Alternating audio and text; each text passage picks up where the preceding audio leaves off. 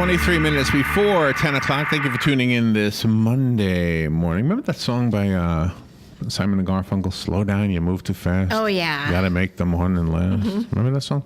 That shows how old I am, groovy. Right? That's how old I am. It's groovy. Steve Gilliland is on the phone. He's a member of the Speakers Hall of Fame. He's named Author of the Year by Advantage Media Group. He's a master storyteller and a comedian. You can hear him on Sirius XM Radio's Laugh USA and Blue Collar Radio. And he's got a book called Detour. And you said that comes out in June. In a month or two? Okay. Mm-hmm. Developing the mindset to navigate life's turns. Good morning, Steve. How are you?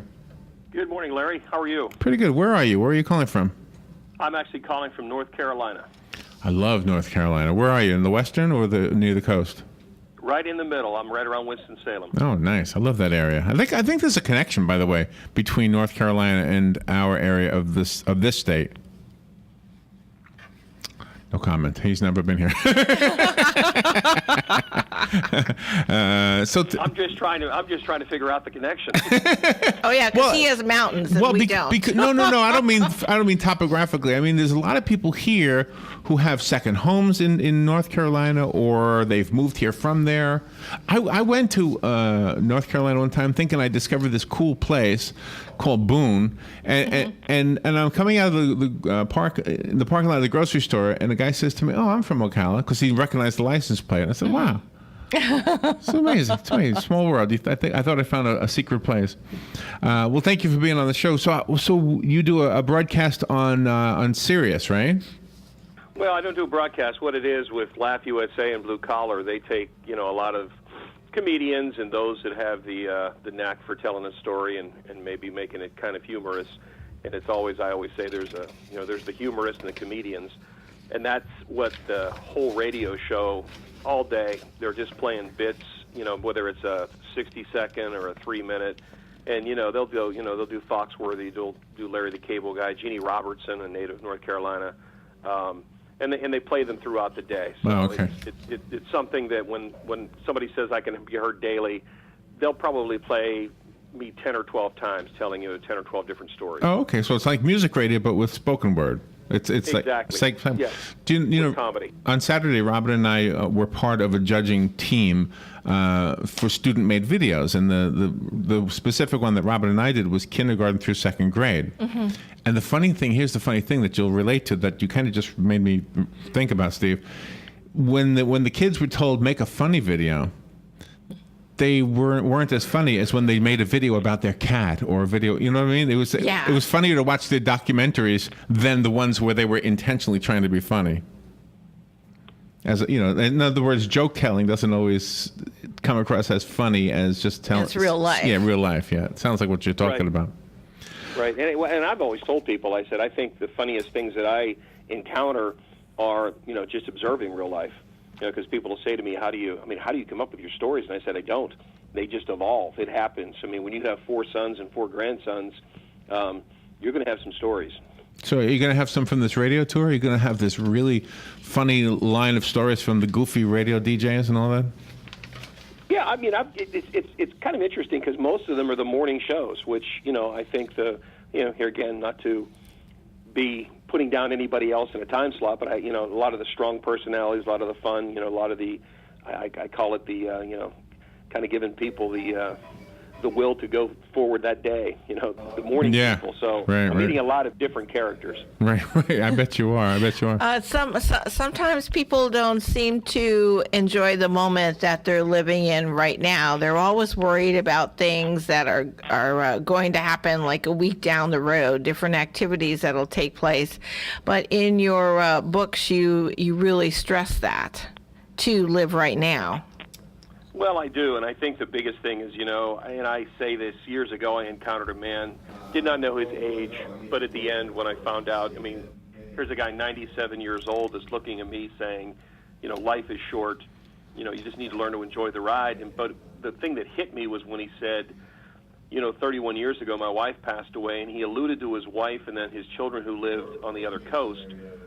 And when he said that, he said, I can remember sitting at dinner and always thinking about what I had to do after dinner. And he said, now that my wife is gone and my children don't live close, he said, I always feel like, man, I just wish I could have one more dinner. I just wish I could focus more on what was going on instead of being, and it's not, his final words to me were that day that I met him, he said, I've lived my life 30 minutes ahead. And I think we all have a tendency sometimes to just get beyond where we need to be. Well, that's wonderful. That's philosophical and in a real deep sense. Do you know, I worked at an assisted living facility, and at the time I was walking down the hall, and I was heading, and the facility knew me. All the residents knew me, and I was planning this trip to the Grand Canyon with my son. And so they all knew it, and I was excited. They were excited for me, and I heard a man behind me, who must have been 90-something, say to whoever he was walking with, I always wanted to go to the Grand Canyon. And I said to myself, I don't ever want to say I always wanted to. I want, if I want to do it, I want to get it done now while I can, you know? Mm-hmm. Which, of course, there are still some things I haven't done. Yeah. I think that's the key. I mean, when I alluded to the fact I have 4 sons, I took a picture. My grandson is 6 years old. He had a T-ball game, and I took a picture of the stands. And after the game, I was sitting with my family, and of course with my son and my daughter-in-law, and I said, "Let me show you something that just troubles me." And all of a sudden, they looked and they went, "Oh my gosh!" I took a picture of 15 parents sitting in a stand with 11 of them with their head down in their phone. Oh, no, that's not good. Well, and I wanted to look at them and say, because there's my son, good athlete, former, played baseball. I wanted to look at all of them and say, do you have any idea what I would give for one more T-ball game? Do you know what I would give for one more Friday night football game? But I said he's 33 years old. It's like it's not going to happen. So I had a mom tell me that her daughter, who's 10, was playing soccer, and she played defense. And I don't know that much about soccer because my kids played football, came out of that era. But I told her, I said, so what does that mean? She said, it means that I go to every game, I don't miss a game, but, my daughter just goes out there and runs around like, a lot of the other little children, and because she plays defense, she doesn't get a chance to score. Well, she told me, and Larry, Robin, this blew me away, she said, I'm at a game, and all of a sudden, my friend screamed she scored. And when she screamed she scored, I looked up from checking Facebook. Oh. And she said, I couldn't believe it, and I looked at my daughter, and my friend looked at me and said, I bet you'll never forget this. And she said, I haven't, but it's not for the right reasons.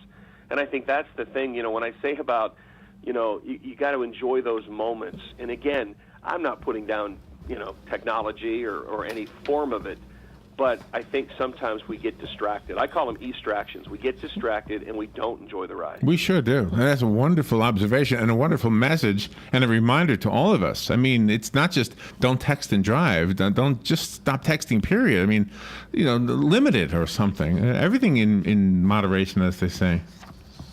Well, I think, and I think what happens is life's full of enough small and large unplanned detours.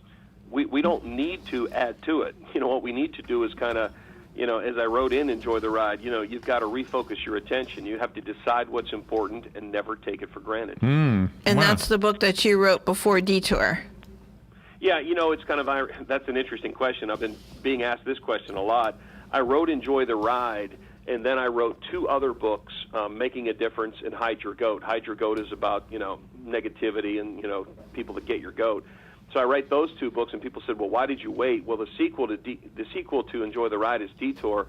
It was just one of those processes where I wanted the book to focus on change. I wanted to make people, because of all the unexpected things that happen. And, and that's whether it's parents growing older, yourself, the unexpected problems you're going to face, loss of a job, maybe loss of income, big detours, small detours, an unexpected death, marriage, divorce.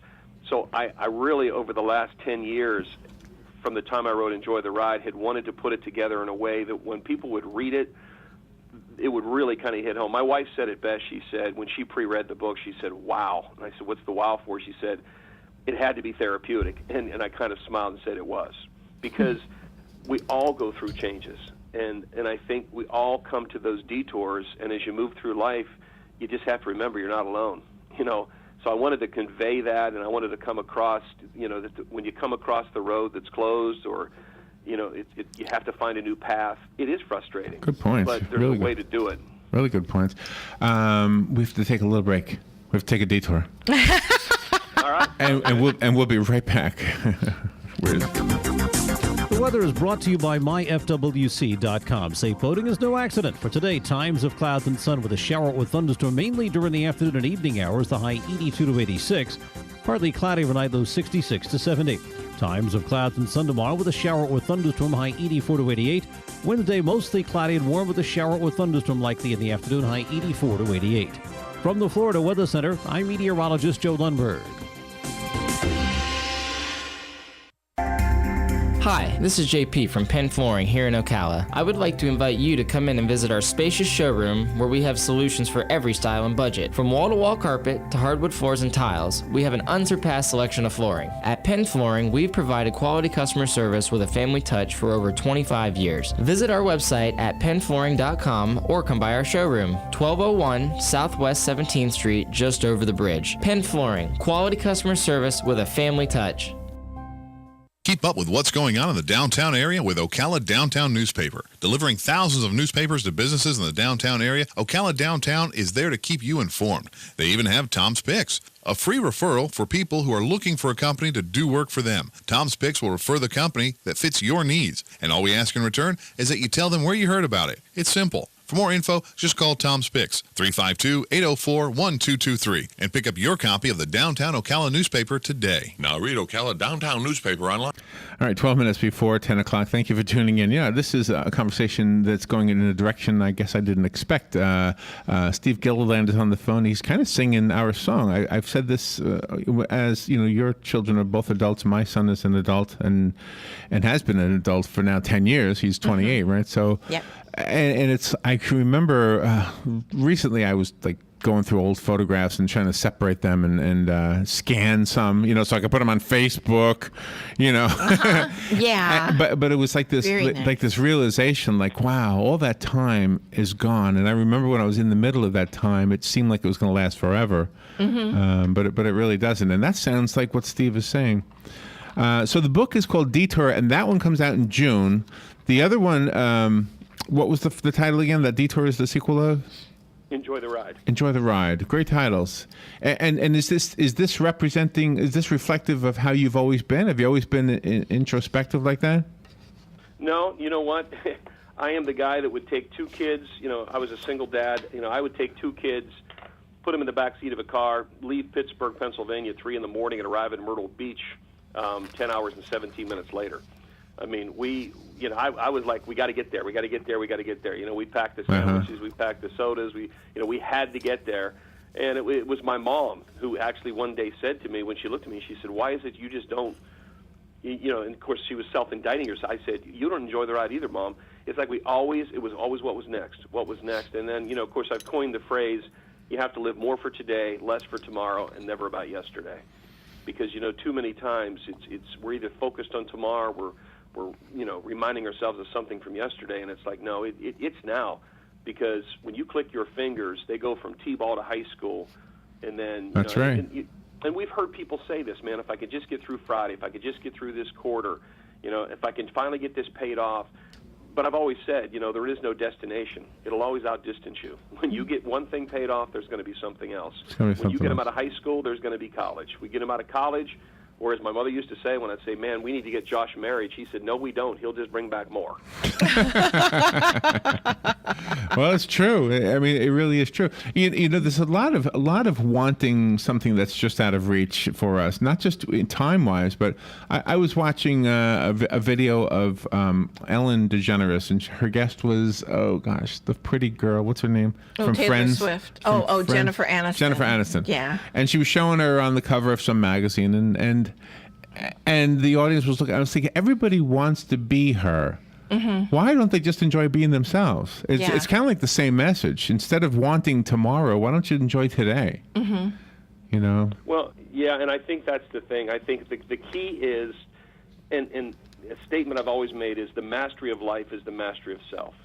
You know, if you can just master you, if you can be happy with who you are, and I tell people, you know, my thing is, what you see is what you get. I don't think I've had a bad hair day for 10 years. Because as I tell people, I said, you don't know what my hair is supposed to look like. So if you don't know what it's supposed to look like, then here it is. But I think we worry so much about what other people think that we're not we're not really focused on truly, and it goes back to what I said before the commercial break, you have to know what's important. I had a guy one time, this was a super thing he made me do. He said, write down everything that's important to you. And he said, make a list. So, I write this list down. And then he says to me, he said, get your top 5. So I get my top 5. And then he looks at me and he says, all right, 168 hours. That's 1 week. Write down how much time in hours in the last week you spent with each of these 5 things.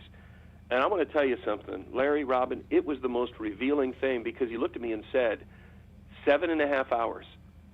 In a 168-hour week, you spent 7.5 hours on the things that were important to you, the 5 most important things. Wow. And it was so true, because we get so moving in so many different directions. There's so many entry points, so many moving parts that we don't realize. Because what he was saying was, look at your list. Look who's on top. You have your children.